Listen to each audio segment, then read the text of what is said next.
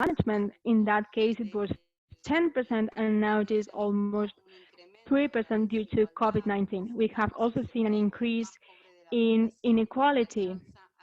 The poorest sector has very low income, and there were some reinforcements. We can see here the percentage of 32.4% in terms of the universal child assignment and universal pregnancy assignment. There were also some help for food in the community kitchens and also some installment buying programs called Now 12. And also in the case of some vulnerable neighborhoods, there were some programs, especially when these poor areas began to experience a very high infection rate. I would like to talk first here in terms of informal employment. This affects especially young adults from 25 to 39 years. In this case, the informality rate is almost 40%, and those who are young, till 24 years, it is 20.6%. Here you can see these numbers. So from 100, almost 72 young people are within this informal employment, or they are not registered as employees. If you have any doubts, we can explain this difference that we make, whether they are registered or non-registered employees. Another element that we analyzed is the impact in gender-based violence. As we can see during the whole confinement, of course, women sadly were victims. We can see that the gender-based violence has tripled. There were 20,000 reports, and we can also see a total of activities in the household which has increased. In many cases, they have to work, but also they have to take care of all the household activities, taking care of the children, and also we have to add the school activities because schools are closed right now and they are doing all the classes by distance. Here we can see the property and we can see how the government intervened. There has been some consultations and there has been a participation from the social organizations. We have to take into account that Argentina is a federal country, so there is autonomy in the 23 cities and in the autonomous city of Buenos Aires. They can decide their policies. And of course, the COVID cases were focused on more urban areas in Santa Fe, in Buenos Aires, in these provinces, but lately there has been an expansion towards the interior part of the country. Some provinces that had not experienced COVID in La Rioja, Mendoza, in these areas now we have seen an increase and they have restrictive confinement. And of course, families are also tired because this confinement feels very long for them, but it is very different depending on the municipalities and provinces. There are 2,000 municipalities and each of them had to articulate with the provinces. Initially, there was an operation plan for the response to COVID-19 with a crisis cabinet. And there was also an interjurisdictional committee, and they generated province committee crisis. And also the legislative power made a transition so that they can develop their activities within the current situation and so that they can discuss and also proceed with the decrees because we have a Republican constitution and it was needed to be legislated by the government.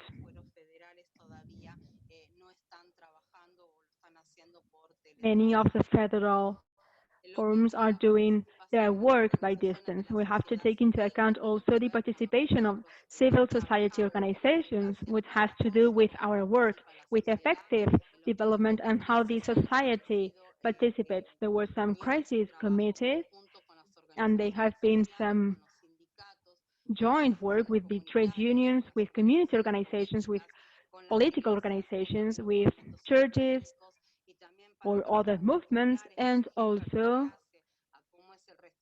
there were some specific examples. For example, in terms of the education, there were also some consultations with the teachers.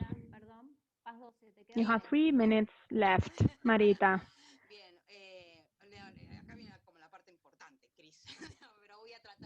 This is the most important part, crisis, but I will try to be as fast as possible. I will give you some additional minutes, but I just wanted to let you know. Thank you. Here we have to note that there were some flexibilizations and the implementation of every area in the transport sector, in the construction sector, trade sector. There were dialogues between all these organizations so that they could establish some action protocols for every area. This means a multi-stakeholder dialogue. For example, we have the Office Against Hunger, which was something previous to the pandemic and had to do with the social and economic crisis that Mauricio Macri left us. He was in power from 2015 to 2019, and this council is working in 3 areas, and also the social organizations are working in these areas. Which is the deficit? This is something that the CSOs are asking for governments. They just don't want a dialogue, they want an institutional dialogue. In terms of strategies and policies, the civil society has participated in dialogues with United Nations for the implementation of the development strategy for Argentina. We also have an articulation with the National Council of Coordination for Social Policies. They are in charge of the 2030 agenda with the Sustainable Development Goals. And we also have an structure, and we developed this in the report. And we also say, and we insist on this, Argentina doesn't need cooperation. We receive very, very little cooperation, but we provide cooperation. And generally, the civil society is not seen as a cooperation agent. Also, as I said before, there were some sectorial councils with the Ministry of Tourism and Work, because of course tourism is one of the most affected sectors, as well as sports. I will be very brief on this. Here you can see the different budget allocations.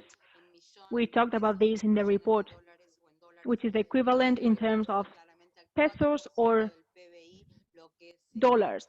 In this case, it amounts to 4% of the GDP, the amount that was given to tackle the pandemic. And here I would like to tell you which was our work. For example, we participated in mechanisms of consultations with different jurisdictions to establish action protocols.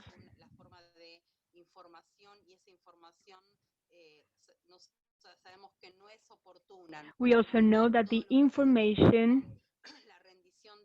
maybe is not the right one because in terms of accountability, there is a deficit in Argentina because it always comes afterwards to what is going on right now.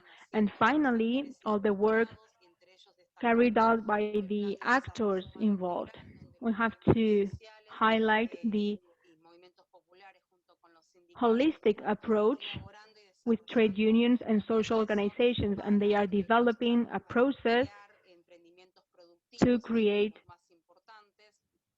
entrepreneurship.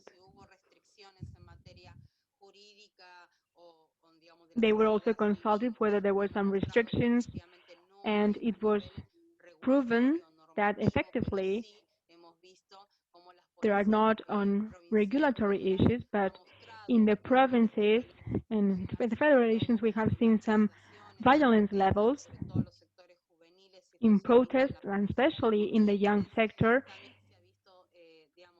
And in the province of Corrientes, we also saw a selective application. It is not the same, the confinement depending on the sector, but of course, there was a confinement for the most vulnerable sectors. And finally, I would like to say that despite all of this, there has been an alignment with human rights and social protection, social economy sectors, and also for the unemployed sectors. As I said before, there was some violent practices that are very enrooted within the police.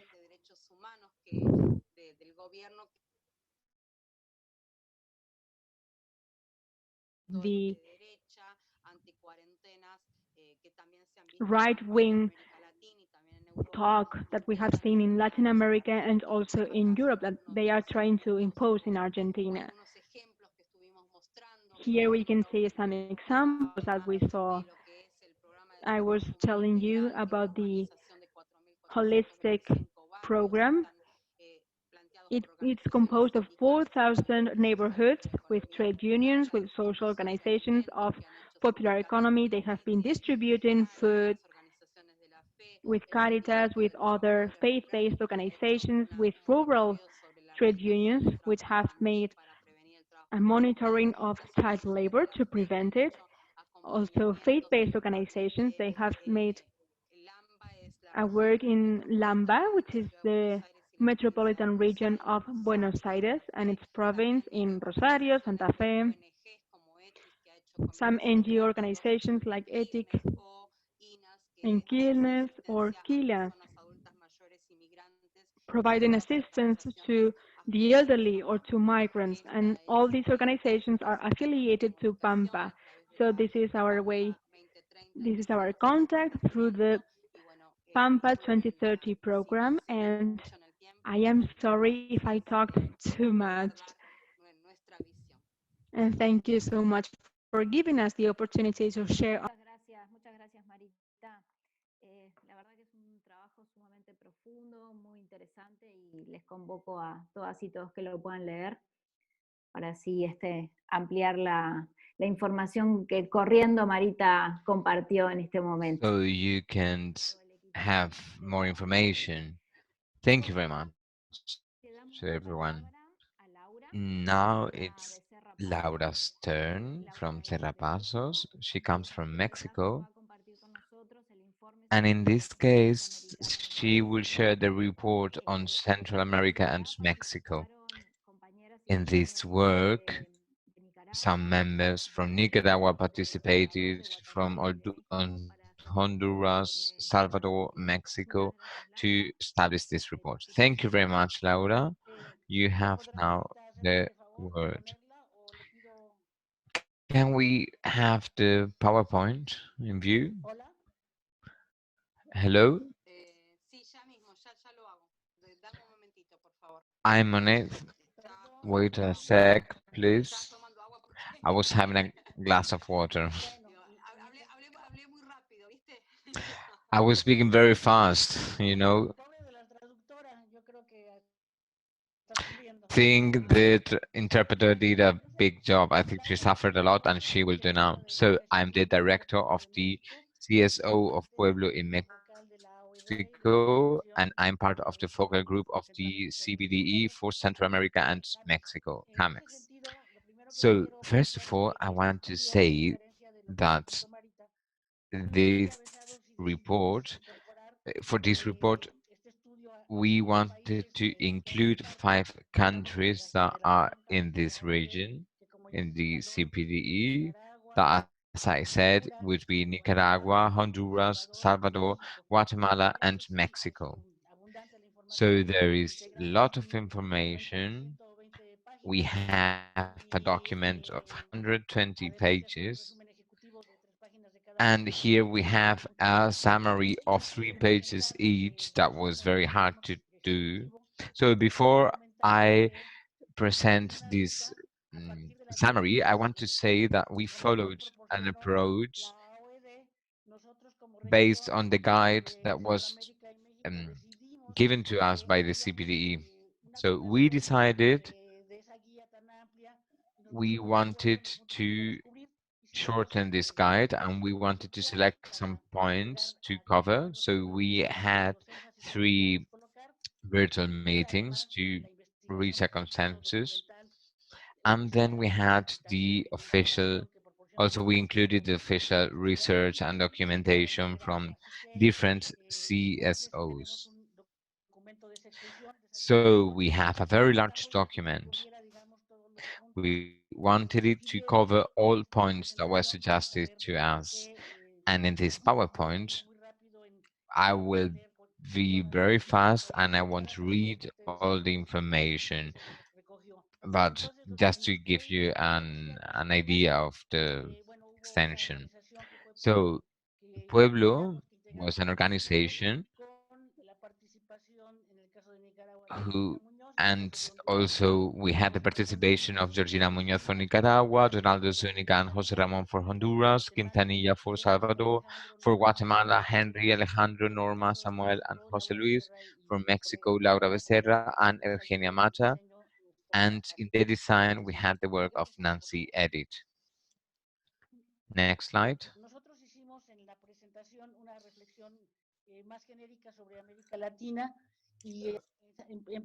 We have a larger view on Latin America, and we wanted to precise one thing. Pandemic doesn't mean the end of globalization. We will have a much more despicable capitalism, and we won't have a system substituting capitalism, but we think that the globalization will reduce. The impacts of COVID-19 are very serious, and this is one thing we, all the colleagues of the region, share. The problems and the impact of COVID has an structural origin in a neoliberal model that was applied in this region.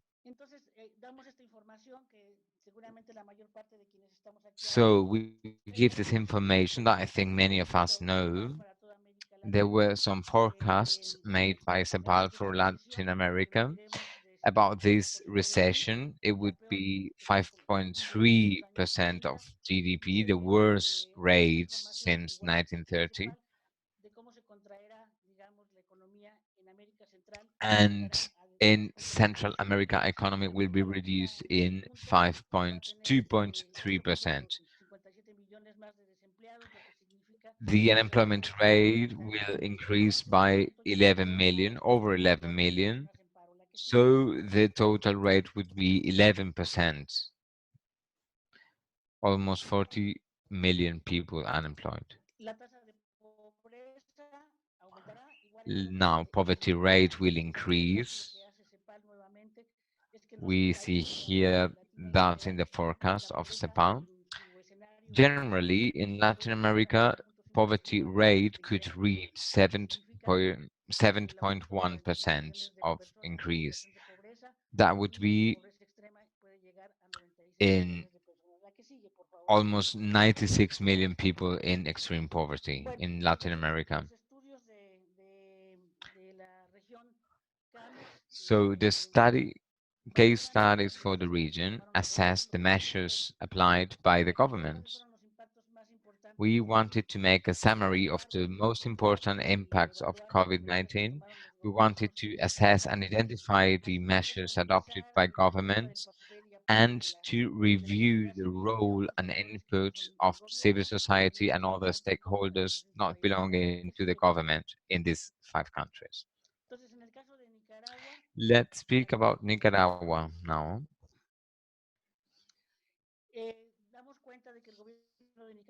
We notice Nicaraguan government didn't decide to decree the state of emergency. There were no measures taken to contain the crisis. Here we see the number of cases that were reported by the government, over 4,000 infected and over 100 deceased. There was a citizen observatory for Nicaragua, and this institution reported 2,500 deceased people of COVID-19. Social economic impact. After 2 years of social political crisis, we see that the economic recession keeps on. There was a good rate of growth before the pandemic, but there is a forecast of decrease for 2020. Here we have data from the World Bank and the IMF,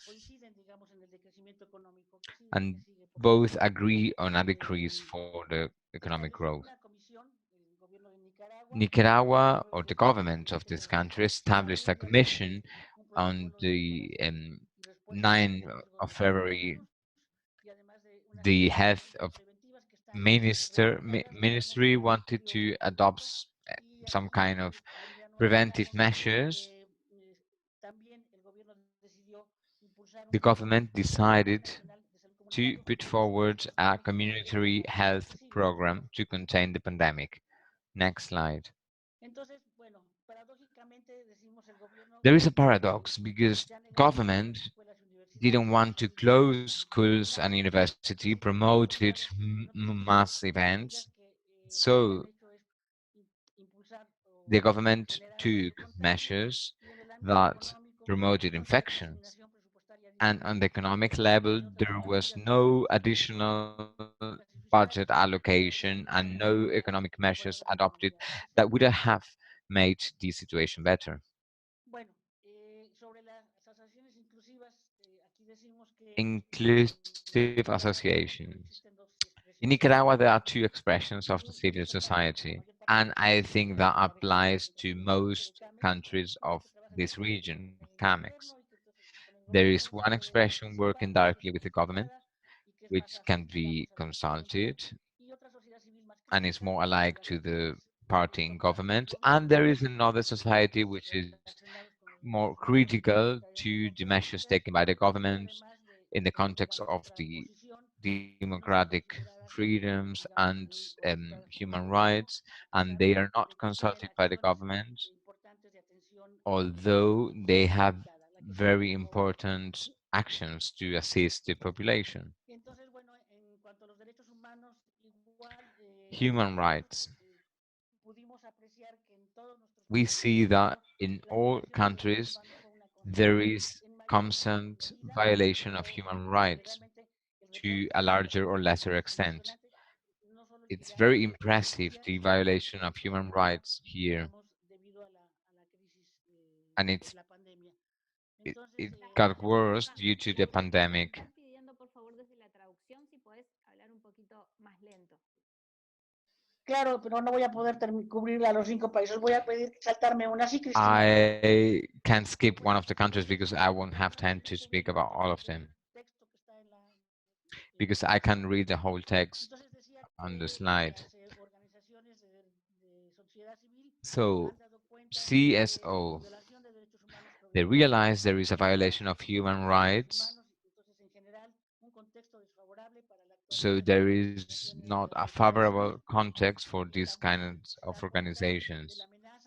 They also realized these civic spaces are threatened, there is a lack of information and other demands in relation to the political and economic context since 2018.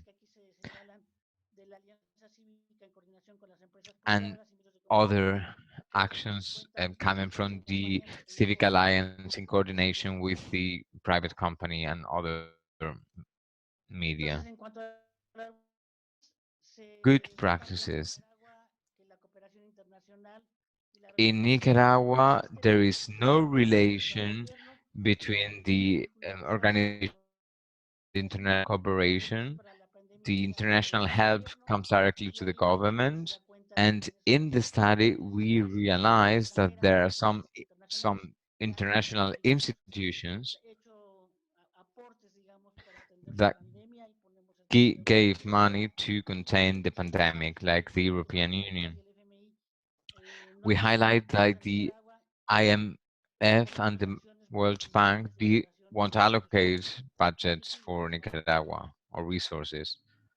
En Next conclusión, slide. los retos de Challenges Nicaragua and conclusions están about hemos Nicaragua. recogido las recomendaciones que hacen las So organizaciones here we put the recommendations of the transparencia organizations e for información, transparency of garantizar information, el sector to sociosanitario, decree an a state of un sistema de emergency, salud bajo control de los that trabajadores, there is presupuestos only destinados a one la salud, health system under the control of the también atender workers. otros asuntos We de need urgente, also an emergency derechos budget fundamentales for y health. libertades We políticas need y de universal democracia subsidies and y demás political problemas de liberties and represión. freedoms Nos to pasamos al this siguiente diapositiva, repression. por favor. Next country, Honduras, los compañeros que Honduras. participaron, José Ramón This report was made by Azonoc Jose y Ramon Donaldo and Donaldo Álvarez, Zuniga. perdón. Next slide. Bueno, Honduras es uno de los países más Honduras afectados is one of the por las most enfermedades affected virales countries de la by región. El viral 20 de agosto diseases in the estaban region. más de 46 On mil personas 20th of contagiadas, August, there was 1.616 over 5 fallecidas. and 40,000 infected Como en la people, mayoría de nuestros países, el personal over médico no está capacitado 1,500 deceased. y el As in other sistema countries, que se the les dote de health equipos. professionals and the El health gobierno de system Honduras ha has some invertido problems and millones they en equipos, demand that they should altamente have better equipados, equipment. en el trabajo amplio para combatir la pandemia que están relacionadas con las medidas sanitarias, las fiscales, las crediticias y las monetarias. La que sigue, por favor. El impacto ha sido de gran magnitud, nos dicen los compañeros. Socioeconomic impact. The impact has been of Externa, great magnitude. una Increasing baja foreign debt, crecimiento de menos there will be a 3%, decrease of minus hay 3%, estimaciones que lo llevan al although there 6, are estimates that it may be higher than pequeñas y medianas empresas 6%. Small and medium 43%, enterprises that represent the desarrolladas 60% of están en employment situación didn't crítica, report sales, and they are in a very critical situation, and almost 600,000 people lost their jobs. Se considera It que is el estimated that 75% 75% of the de los population will del fall país into está poverty, unida a which 10 means that personas en las zonas 500,000 de people are condición added to that en las situation. zonas rurales, The especialmente population in rural areas, especially indigenous areas, have been marginalized and excluded from the government humanitarian aid, de la región, as in many other areas in the region, indígenas campesinas aisladas que no pueden especially in acceder indigenous para nada. and isolated Se ha areas. producido una detención de defensores, The criminalization of human rights defenders has worsened, y ha habido también encarcelados en estos and países mainly desde hace defenders años. of imprisoned territories. Next slide, please. Bueno, sobre la propiedad se habla de un decreto About property, significativo, a decree was issued with a significant amount of resources, también se and also it determinó was discovered in this case and países in other countries that there were some no legales, non-legal decrees al express, que that were made recogieron recursos, very no fast, se aplicaron a las and sometimes they were not applied los que estaban to the destinados. measures to which Se they quedaron were en manos, intended. en este caso, de las empresas de la industria. In this case, they were in the hands of the big corporations. In the midst of the health crisis, the new criminal code was approved despite the pronouncements of the civil society, as it favored large criminal drug trafficking and corruption structures.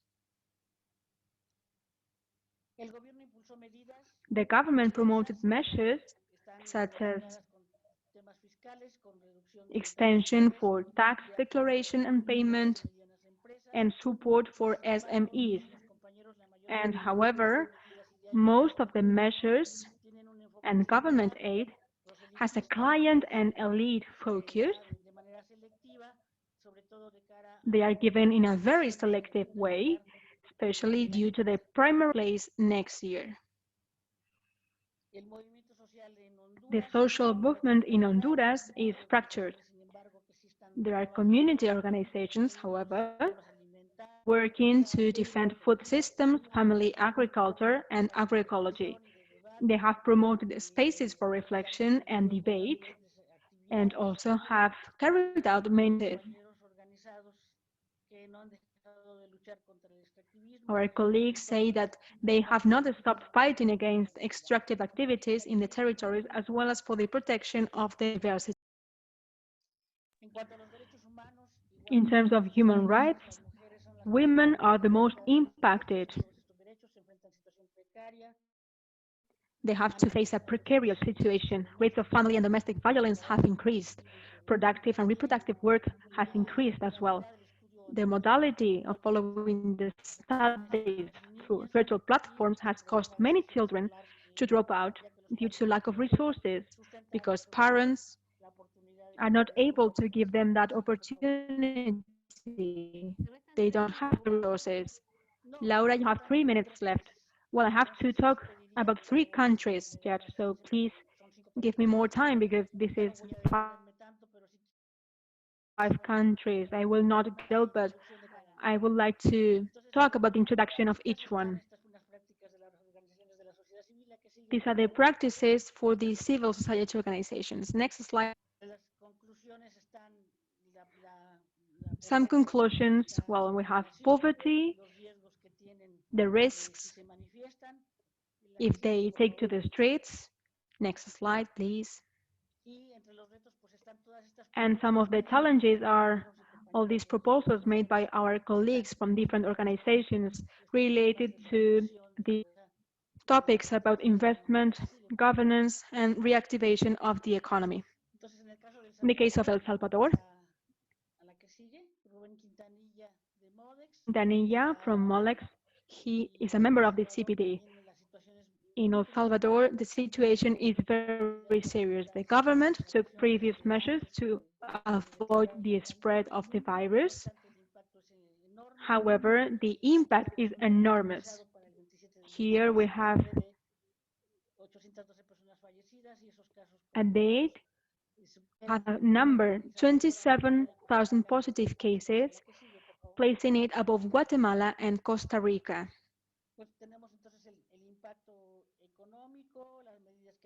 We also have an economic impact and the measures taken by the government and the president.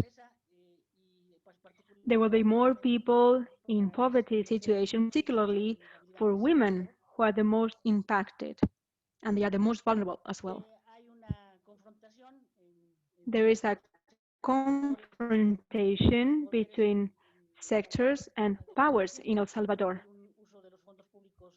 The foreign debt is increasing and the use of public funds is critic, and there is no strategy to deal with the pandemic.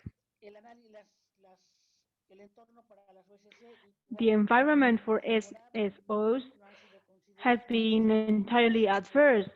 They have not been considered, they didn't have resources, and decisions were made not to incorporate them in the decrees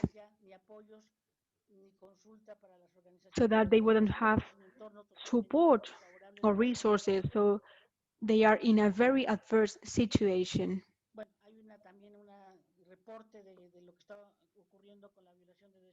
There was a report from what was going on in terms of human rights in the country, and United Nations talked about this because El Salvador is in a list of 15 countries that have aroused alarm by the action of their security.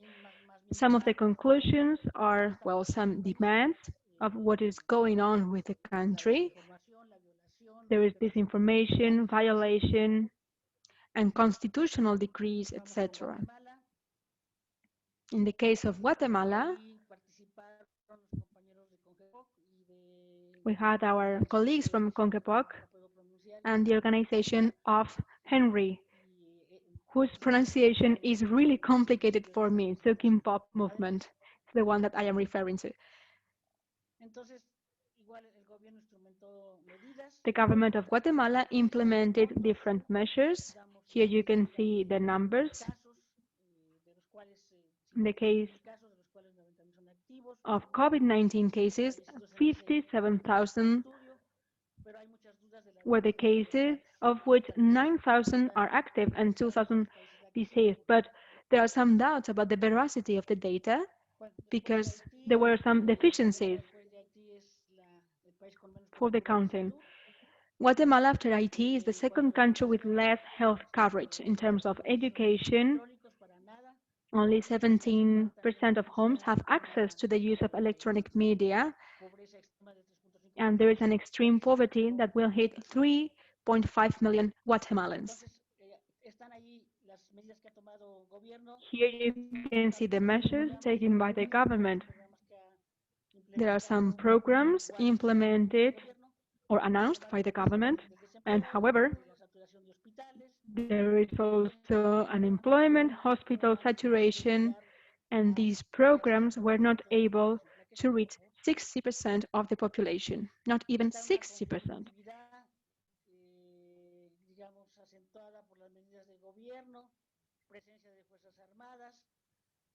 There's a presence of armed people and all their problems related to evictions, very violent evictions. Next slide, please. The government's conspiracies linked to the economic powers and oligarchy. They have made decisions contrary to the interests of the population, and the business sector says that they have provided humanitarian aid, but in reality, they took very bad decisions and their management was not good. Here you can see the rights that were violated in this crisis. And here you can see some of the demands from organizations to revert these circumstances.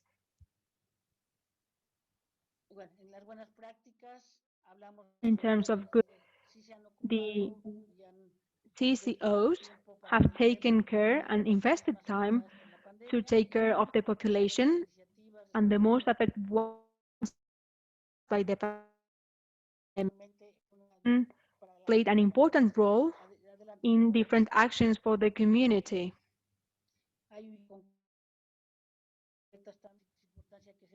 There are also some conclusions related to the public health system. Community authorities have played a role, and also play a very important role, and there is a latency of compliance officials. So, this is the introduction. Although it doesn't seem real, Mexico faces a deficient health system. It is collapsed. We are talking about 32 states in this country. It is also a federal government, and the impact and the decisions taken by the government are very different and unequal. So it is complicated to make generalizations. There is a reported shortage of testing. And in the Central American Mexico region, we are in the first place. Here you can see to date the death. It is 75,000 currently, and we are growing very fast, sadly. Mainly, we are talking about the deceased people in the United States and also the unemployment. In terms of the economy, there is a forecast that it is going to plummet 9.8% during 2020. 25 entities reported that their economic activity was going to be reduced, and there is a lack of transparency, and they generated many doubts. And the population doesn't know how to act because they receive lots of different information.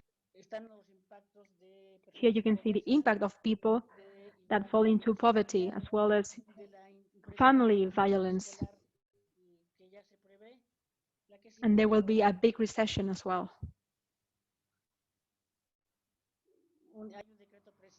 There is a presidential decree to tackle the pandemic, but here we would like to highlight some problems. For example, the amount intended to attend the affected population is not higher than 2% of the GDP, and they give priority to big projects, but this is very questioned by social sectors.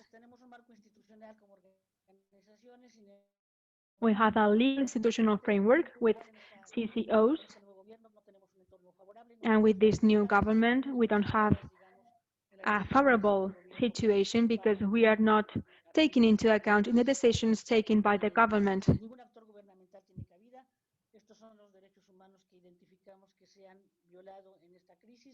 Here we can see the human rights that were violated in this crisis: health, education, work, food. And with regard to good practices, even with the adverse context faced by CCOs, they have various strategies that they have developed. Here you can see the different activities, for example, humanitarian attention, management, capacity building, and guidance, etc. In conclusions and challenges, we would like to say that we have to generate new conditions of health to activate employment, a greater governance and social cohesion, and to promote other activities and also the incorporation of social actors.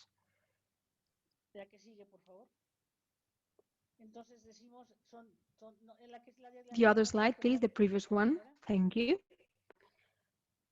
The scenario for our countries, and this is something that we can see in the whole Latin America region, there is an increasing violation of human rights.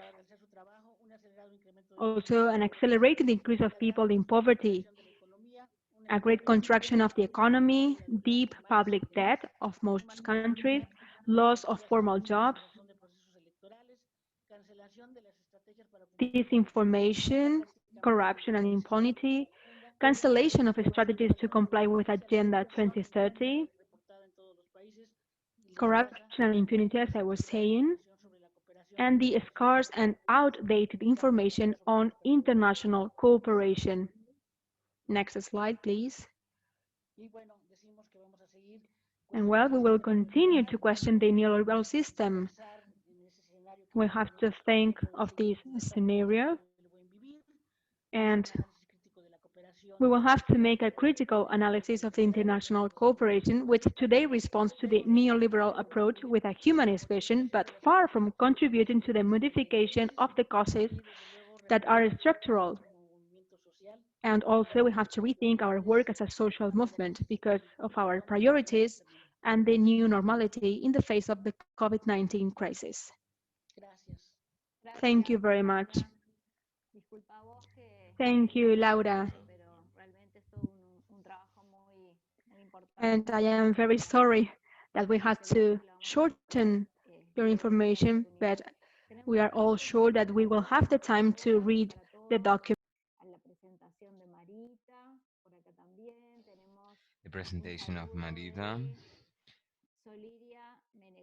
Solidia is saying hi as well. Our colleague Also, from Olivia Synergia Menegatti is saying Venezuela. hello. SGT Sigete Argentina, Noa Argentina. Ruiz is greeting us. They are sending us some greetings. So we say So hello to we all of greet them them back. who are with us today. Camilo, your turn. Camilo. Camilo will share its work, the work done in the Andean region. He's coming from Ecuador, and he will share with us the cases of Peru, Venezuela, and Ecuador, as well as secondary information about Bolivia and Venezuela. Thank you very much. Try not to be very fast. Please keep in mind we are with interpreters. So, can someone tell me that I am sharing my screen? Yes, you are.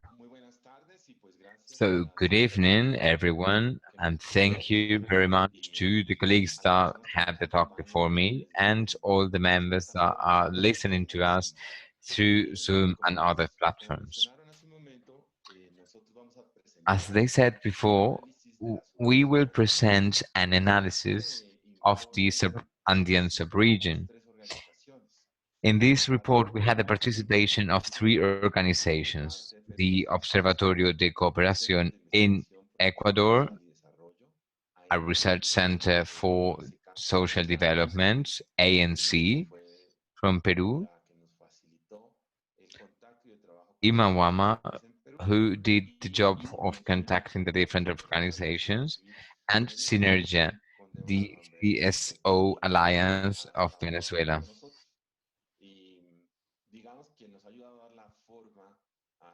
So all these members help us give the shape of this report.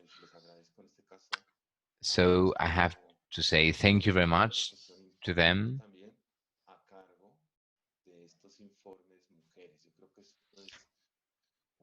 I have to remark that women were the ones that did this report. I think this is very important to highlight at the regional level, that data collection and evidence collection was made by women. I think this is a very good sign, a sign of the civil society. The question I want doesn't relate that much with the presentation. It's the joy that we express to know that Ruben Fernandez, I have to say, she disappeared, and she was found, and she was in good condition. We were very worried because she disappeared and we didn't know where she were. That was another point I wanted to make. So I greet her from here, and Ruben Fernandez, as well as to all families who have family members who are disappeared. So I have to remind that this report followed a very similar pattern to the pattern provided by the National Union to collect evidence. So we wanted to compare from the organization how are the different responses for the pandemic. In this case, in the Andean region, I think it was very good to make a regional analysis that I will try to present. There is also a study of 190 pages, and it will be very hard to try to condense it in 5 minutes presentation. So we had three cases: Venezuela, Ecuador, and Peru, but we also did a secondary assessment of Bolivia and Colombia and a regional assessment. So we have three main items: the key messages of socioeconomic impact of COVID-19 in this region. After that, I will speak about the principles of the EDC in the response of COVID-19. Here we have these 5 indicators that we all know, and these are the axis of the alliance of CPDE. We have the democratic appropriation, the capacity as organizations and civil society to know and to understand and to advocate of in the context of development. Then we have transparency and accountability, as well as national and international and non-government institutions. And then we have the approach on results and the approach on human rights. And finally, we will talk about the principles of EDC in the response of the post-pandemic. First of all, and most important, key messages about the social economical impact of COVID-19 in the Andean sub-region. So I will try to summarize them. First of all, we can say there is a lost decade for Latin America after the progress made by the progressive governments in Latin America. There are many reasons for it that I won't enumerate, but we'll see these problems for Latin America are getting worse. The economy is going back to the levels of 2010. Venezuela is the country where we see the greatest GDP reduction. There is an estimate of minus 26%. After that, Peru minus 13, Ecuador minus 9, Colombia almost minus 6, and Bolivia minus 5.2. That's the first message we see. Second message, crisis doesn't affect everyone as with the same extent. So pandemic is getting as an excuse to get these reasons worse. So there are governments that are governing for the rich people, for the new rich, and they are creating new rich people every day on Latin America. And they also create more poor sectors in these populations. So we need to understand why do we have this kind of governments. We could see there are some exceptions, like Argentina. Apart from that, we see a big reduction. We have a new millionaire every week, and this elite concentrates 17% of the total richness of the country, with the excuse of the pandemic. There are also loans and credits from the IMF that doesn't help the recovery of these countries. So the SMEs are companies who create more employment, but they received less support. They give employ to 80% of jobs in Peru, and there is no public policy for these sectors. The unemployment rate will reach 44 million people in this region, and an increase of 18 million with regard to 2019. This is a very, very big alert for us. There are more vulnerable sectors like tourism. These are sectors who are more affected, and they are very important for our economy. So protection system for weakened and dismantled. These kind of systems aim to find some funding, but they are not getting funding enough from the government. They aim to cover this emergency, but there is no labor protection now. And the unofficial economy would reach now 54% of the total employment rate. We are speaking about almost 150 million people. Let's see the increase of poverty, extreme poverty, and inequality. We know, but we need to highlight it again. In Ecuador, the extreme poverty will increase by 5 points. After that, we see Colombia with 4 points, Peru 3.9, and Bolivia 2.5. Extreme poverty will increase, so we changed the cycle that was reducing poverty that was initiated in the last century, but unfortunately poverty is increasing again. Peru is the country where poverty will increase most, 9.3 with regard to 2019. In the extreme poverty in Peru will increase more than the forecast for the whole region. Then we see Ecuador with 7.1, Colombia 5.1, and Bolivia 3.8. Ecuador and Peru are the countries in Latin America. Well, the Gini index will vary the most. We see where the Gini index in Ecuador is the worst because Ecuador is the country who funds less this index compared to the GDP. In Colombia, the variation is between 4 and 4.9, and Bolivia between 3 and 3.9.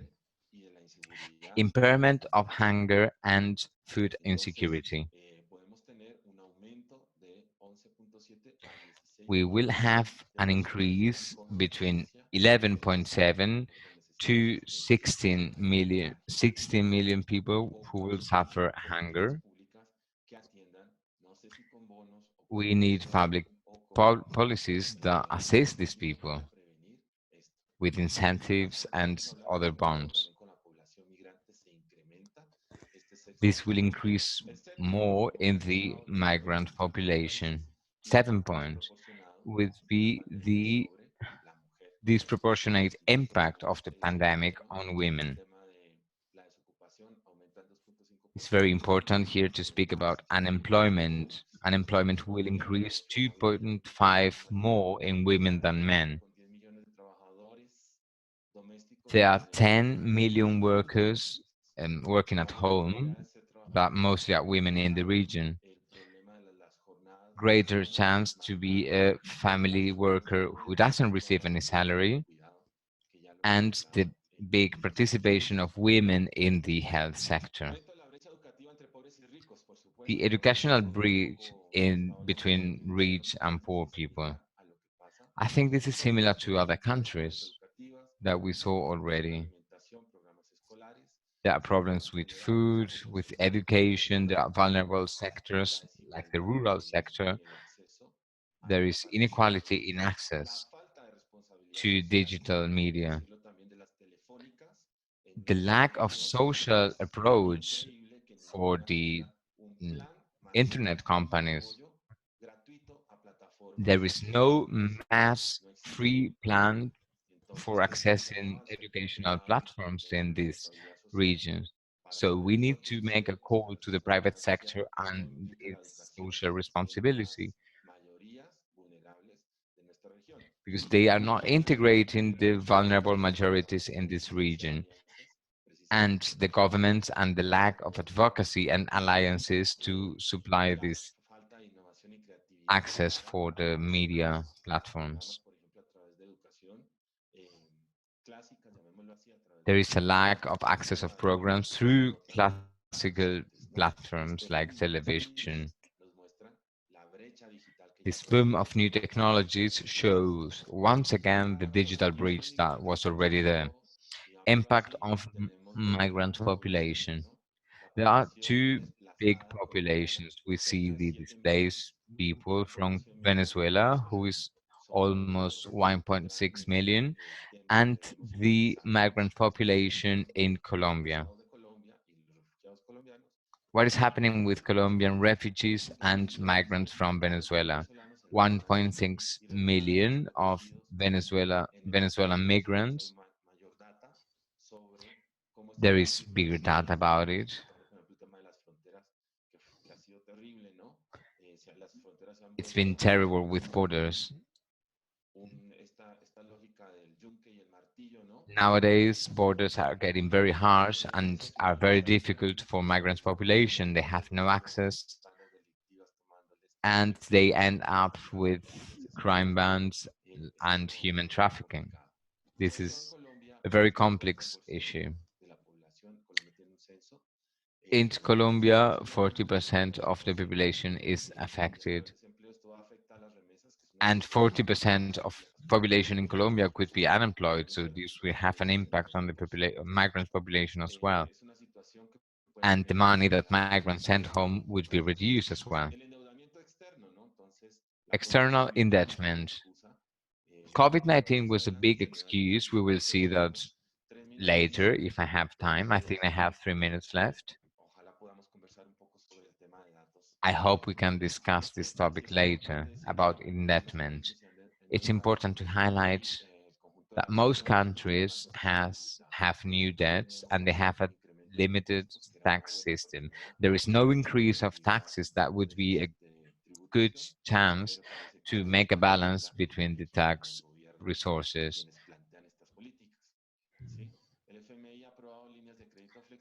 IMF have approved new flexible credit lines for Colombia in the amount of 10,000 million and Peru 11,000 million. The case of Peru is different. They are negotiating right now.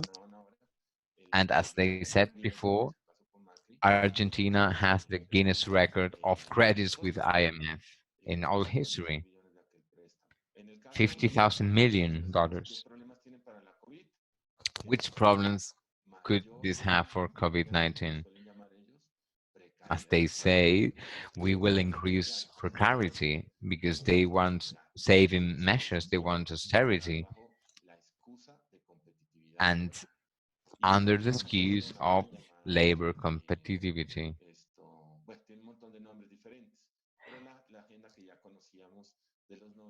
We already know their agenda from the 90s of last century. I think they did a very good job and we should take a look at their reports. So there is no transparency about these indebtments. They are very complex. And in these countries, we see new movements emerging against these credits. Here we see some indicators, the social economic impact of COVID-19. We see the increase in the reduction of GDP, the impact on SMEs, the cases of coronavirus in the different countries. We think the best indicator is the rate of disease. If we compare that with the year 2019, the number of diseases have increased, and I think the official figures are not quite true. Here we see the drop of the GDP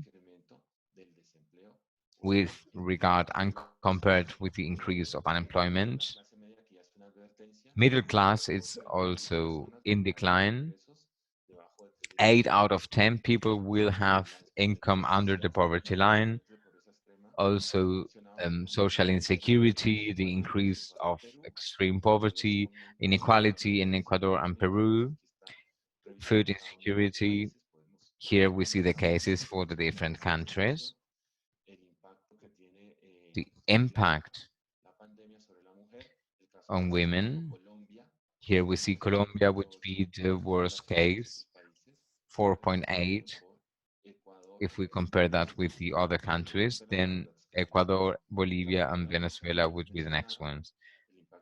The breach is increasing, the impact on migrants, and talking about health, we see Peru is the only country that has a strategic plan for assisting COVID-affected people. Other countries did have assistance, but they do not have very concrete projects. The level of external debt, here we see with the different funds of IMF, the different indebtedness levels. We see the special case of Colombia, the forecast for debts for this region. We see here how the debt is increasing under this government. And we see how it's increasing even by 20 points. We're worried now.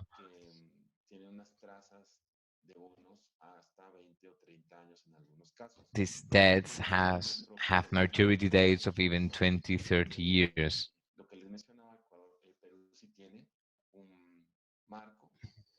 Peru has a framework, a joint framework, as I said. There is a series of activities coming from the different organizations that aim to strengthen the system, and they want to be heard as well.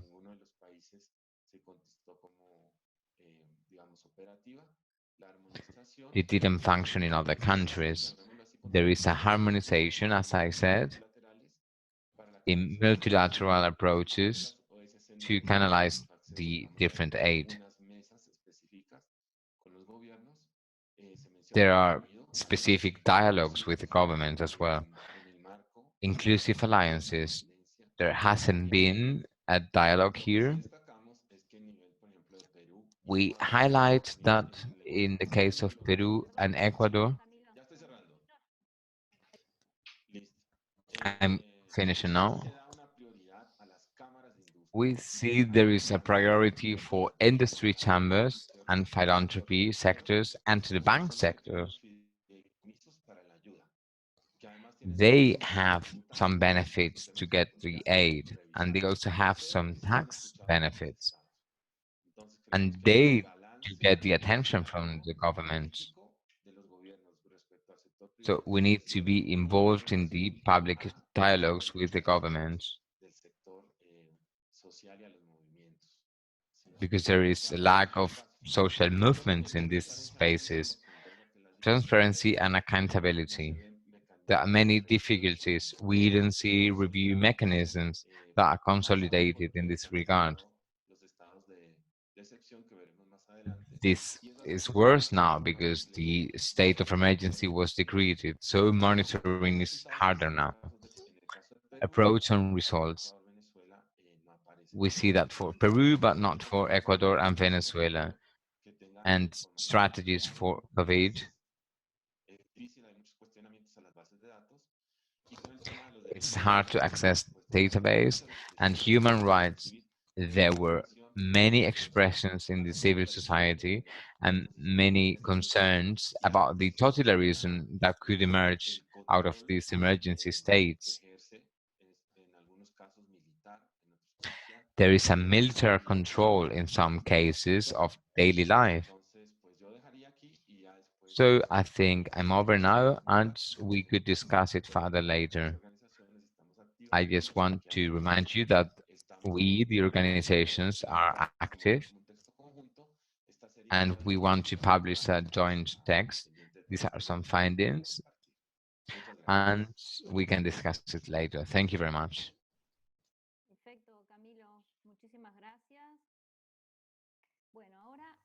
Perfect, Camilo. Thank you so much. Now we would like to open a space for exchange and to see the questions that we have received from Facebook. Jose Luis, do we have any questions?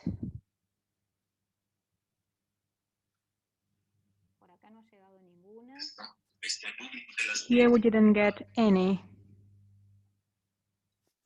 Cristina? Cristina? Yes, Jose Luis? Dos preguntas. We have two questions.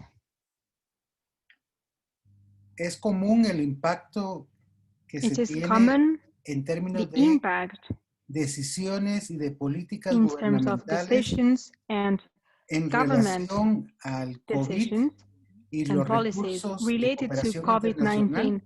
and the resources for international cooperation? Una. Y dos, la segunda pregunta And the second question está relacionada a los is fondos related to the funds, privados en el apoyo social o en el private apoyo funds a políticas sociales in social en el support marco del for COVID. social policies in the framework of COVID-19.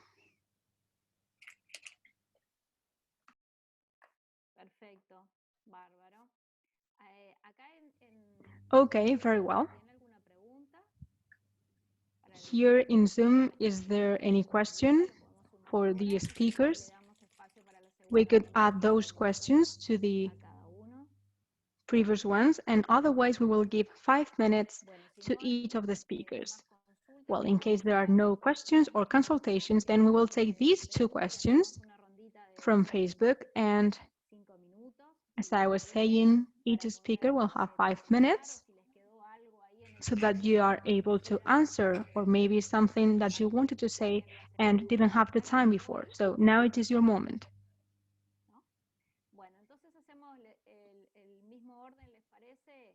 Okay, we will keep the same order.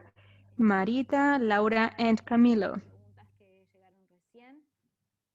So remember, you have to answer the questions that we just got. Thank you very much. In terms of international cooperation, I will be linking both questions. This is in the big report, not in the executive summary. Most part of the cooperation that we got was from China, where there were more than 25 flights with containers, especially with medical equipment for surgery, for respirators, etc. And also there was a cooperation for enterprises. I think this had to do with a question from Facebook, and there were some enterprises, especially the Toyota company, which are very involved in cooperation. We also got some projects from the United Kingdom, projects linked to civil society,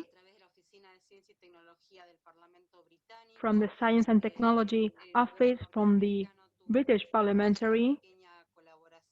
There was a small collaboration also with South Korea, with the European Union, in this last case especially for indigenous communities, for the Rigi community. And there was also a project for migrants and refugees. And here I would like to add what Camila was saying before. This is linked to the great number of displaced people, especially from Venezuela. And this was a winter campaign, especially for people who are in the streets.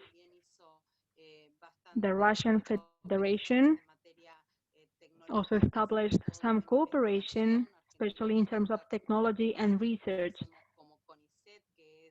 Argentina has the CONICET system, which is the National Commission for Technological Research. This is very well known on an international level, and they are building the base for one of the vaccinations or promotion of one of the vaccinations that are being tested at the moment. So this is everything on international cooperation. It is always linked to humanitarian aid for development, and this is one of the things that we always say from the CPDE.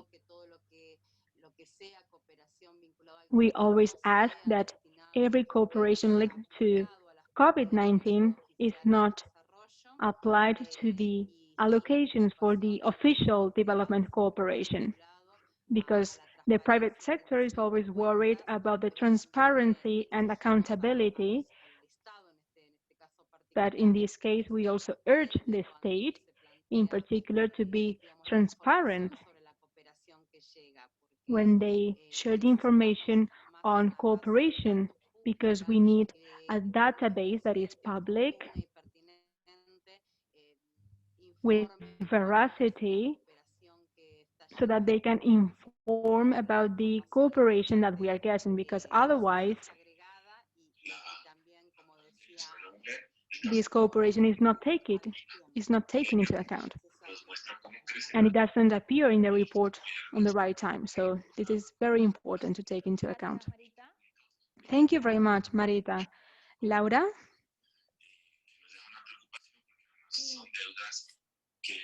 Bueno, como ya les comentaba en mi veloz presentación, as I was saying you before in my very fast presentation, the information that we have about cooperation with every country, this is not very updated or available, especially in the case of Mexico. We got the information for cooperation after we delivered the report. So now we have this information and we found some agreements by the government with other countries, but especially in the Mexican case,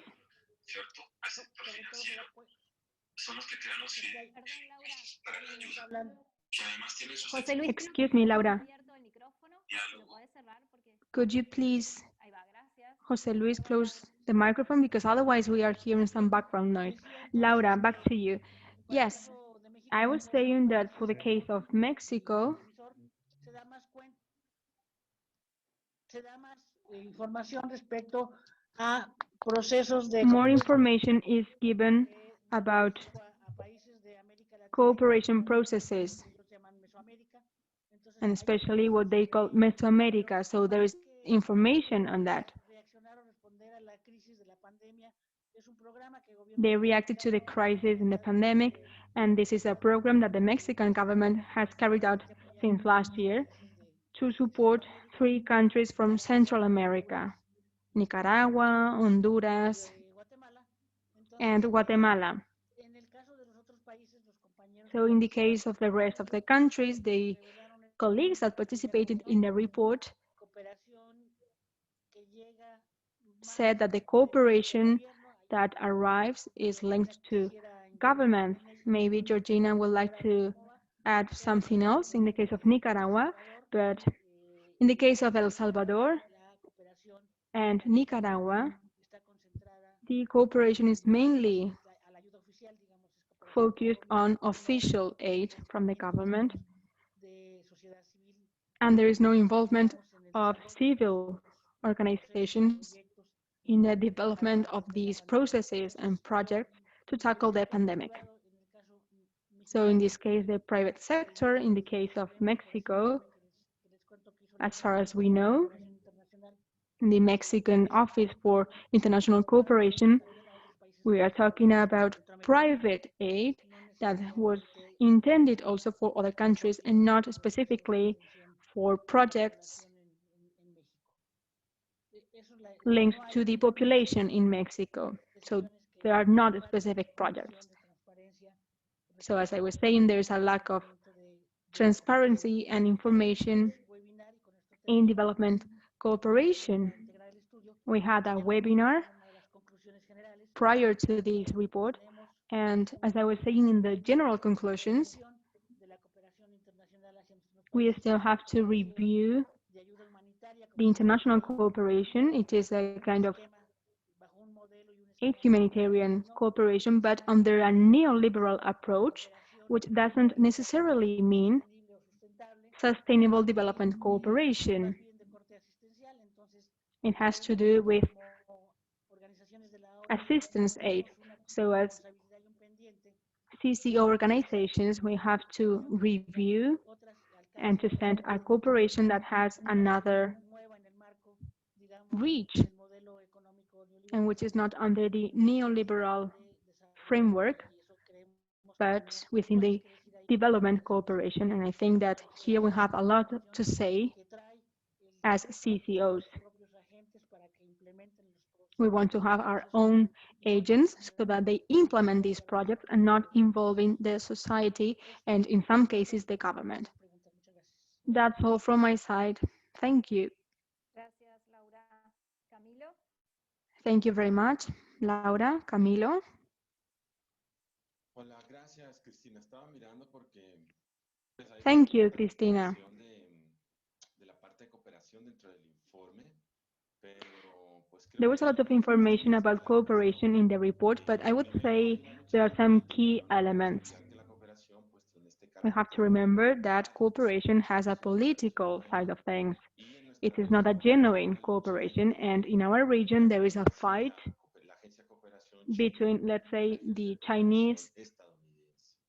Hay un buen Cooperation Office and the one from United States. China ha apoyado en casi China, for example, 8 veces la cooperación has de supported Estados Unidos, pero 8 more times the cooperation from the USA. como tal but it is not a genuine cooperation. It is linked to countries where, of course, they have some interests, like, for example, extractivism, hydroelectrics, etc.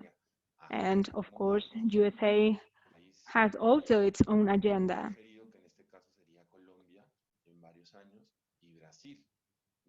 We would have preferred Colombia and Brazil for these years, but I think the most important thing is to understand this, the logics of geopolitics, so that we understand that there are some priorities, and we have to take into account these, and we have to review how this cooperation is going on, which is its framework. And it is worth it to see the report from STUMIC. In Peru, the national agency, the ANC, sorry, the connection is unstable. There is a cooperation with the European Union for the civil society and also a capacitation of virtual programs. They are also discussing a cooperation with Latin America.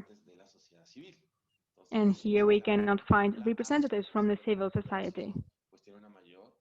This agency has a created initiative with non-refundable funds. And here I would say that we also need to review which is refundable and non-refundable, and what is cooperation and what not for development. There's also a cooperation for other elements, for example, a political cooperation with Cuba, China, and Russia. They have a power, and this cooperation arrives to the government that was chosen.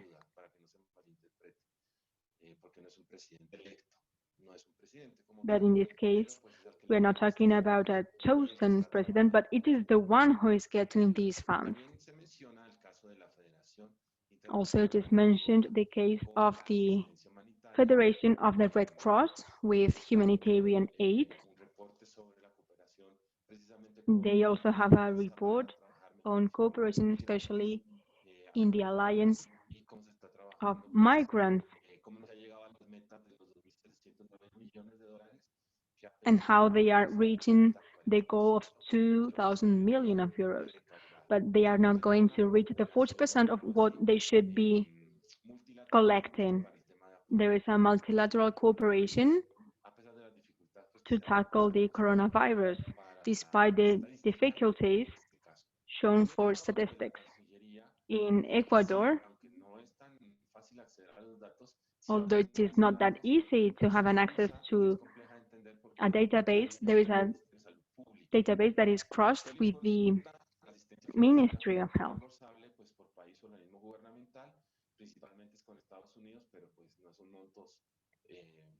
We are not talking about very high amounts with the USA. We are talking about $6 million, more or less.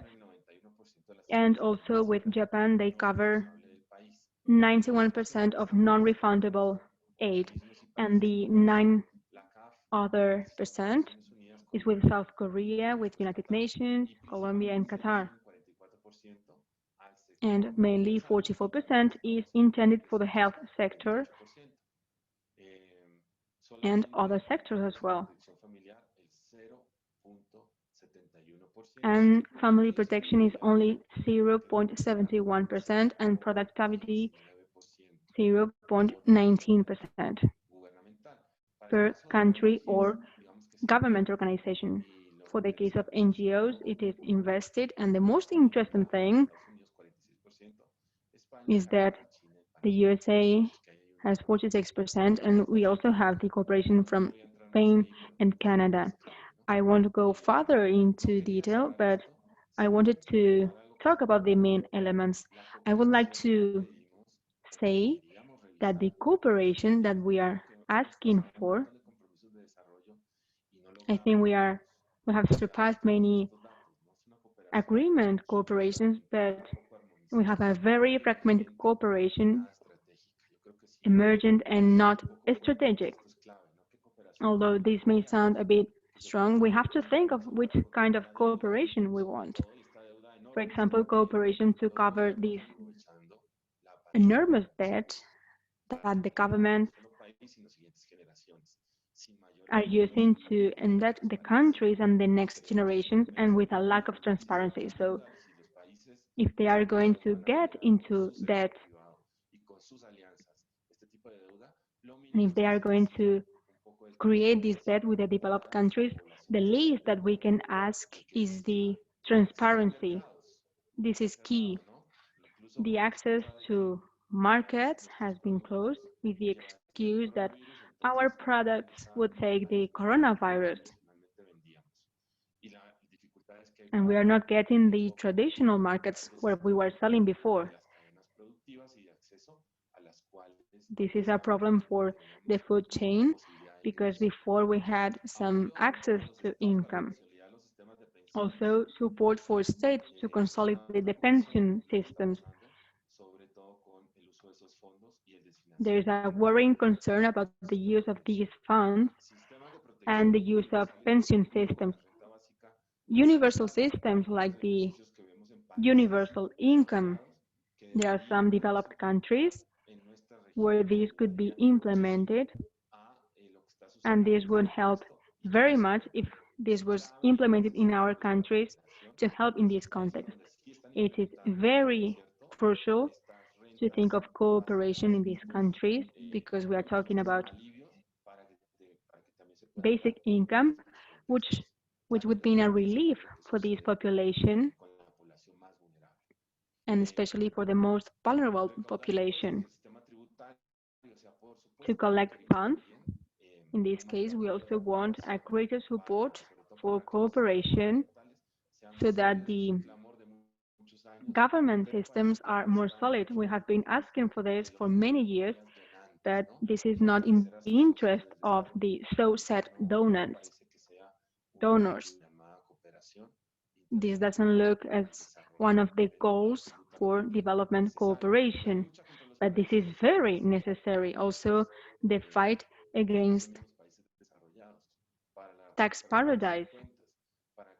We want accountability, we want transparency, because they are getting money from countries, and some of the credits that we get even require a flexibilization of the tax systems so that there are less taxes for currencies. This is very serious, but this is happening, and it is part of the credit conditionalities that we are given. And of course, this affects us all. And of course, cooperation in health, in access to a universal and free vaccination,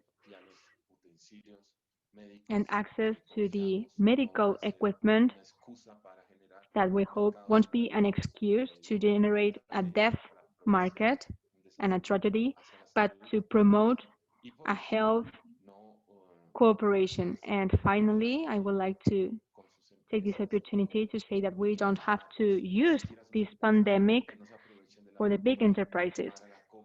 These enterprises don't have to use the pandemic for the acquisition of public resources and for an extractivist and anti-environment model using the pandemic as an excuse. And of course, we also hope that these people can help us to report these cases and to have a better and more balanced development in our continent.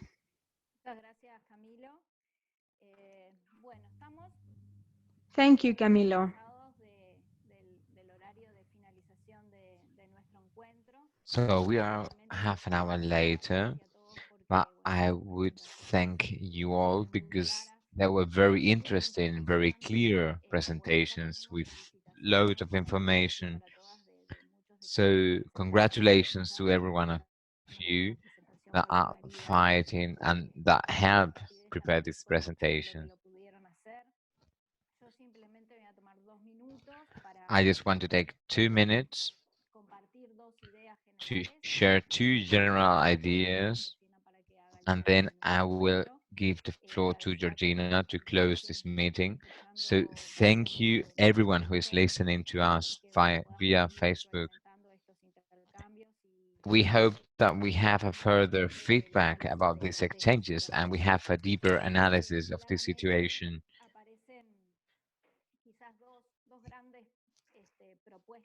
I think we could see two big proposals coming from the government to address the situation of pandemic. It's very different, the proposal of Argentina that we saw in the analysis of the colleagues of Pampa compared to the rest of the countries that were also analyzed. One thing is clear,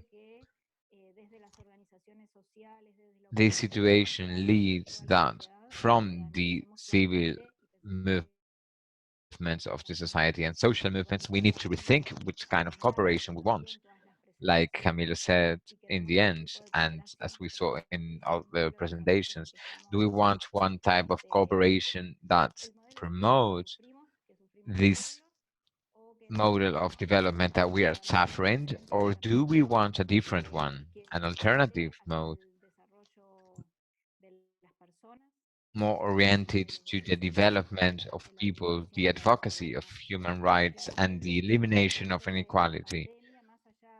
Clearly, this context of pandemic, beyond these differences between governments, has been a space of opportunity to increase policies, policies that weren't taking care of people.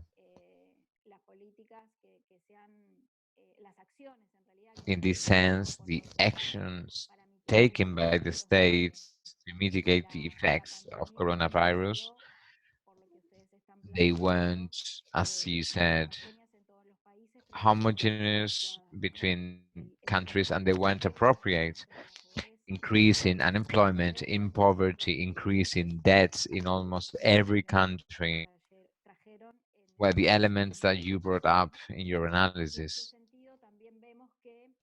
In this regard, we also see one feature.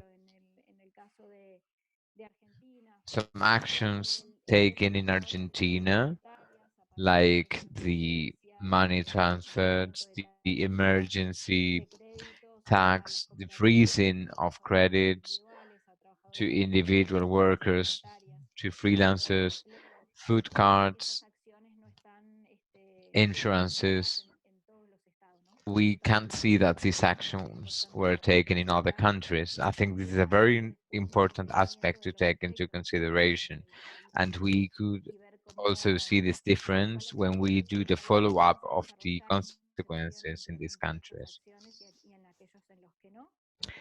How the consequences were in the different countries that adopted this model or not. In many countries, they didn't take any measures for infections. In other countries, they did. Here we see another difference that we can take into consideration for the follow-up of this situation.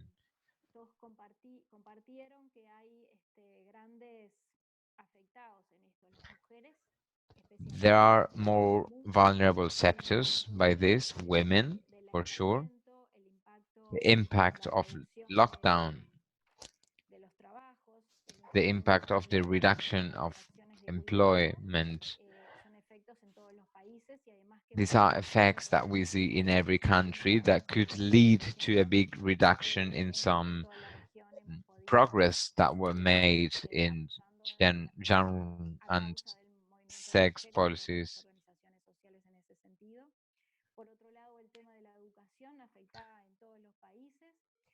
Education was affected in all countries, and the difference in access to new technologies. And to finish, I would like to say one thing. We see a different role of social organization with the dialogue with different governments with regard to the common strategies to address this issue. Here we see the case of Argentina They are talking about a bigger exchange with three actors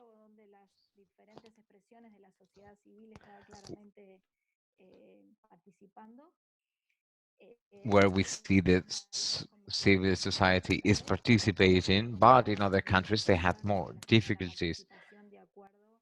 The participation is also different with regard to the alliance of this, the alliance that these organizations have with the government, the reinforcement of persecution to people defending territories and human rights.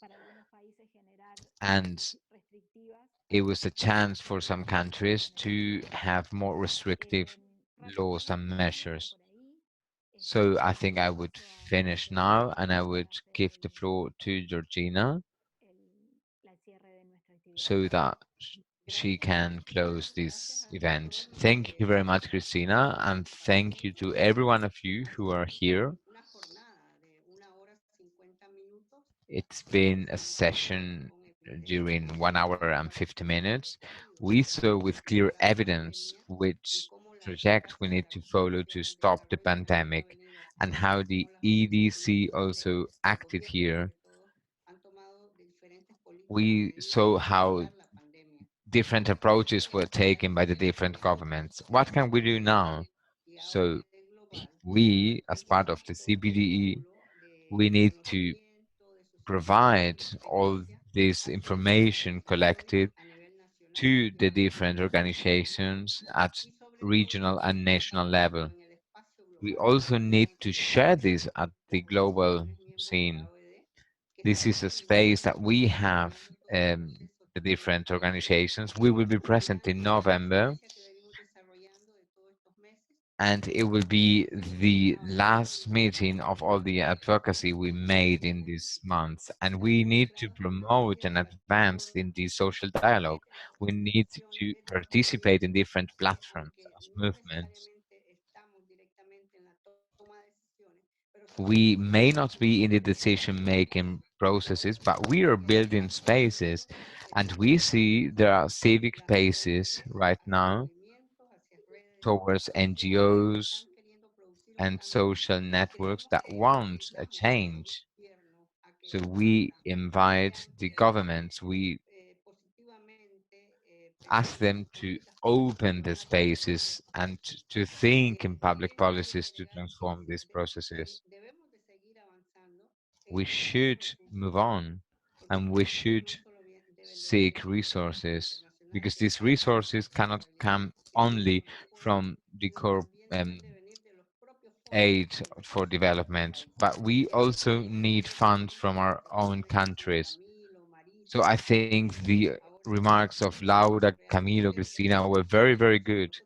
We need to find these resources. We can get them ourselves, coming based on progressive policies. We need to cancel the debt for that. We need to provide ourselves with mechanisms of taxes towards the richest people that are already implemented in the region.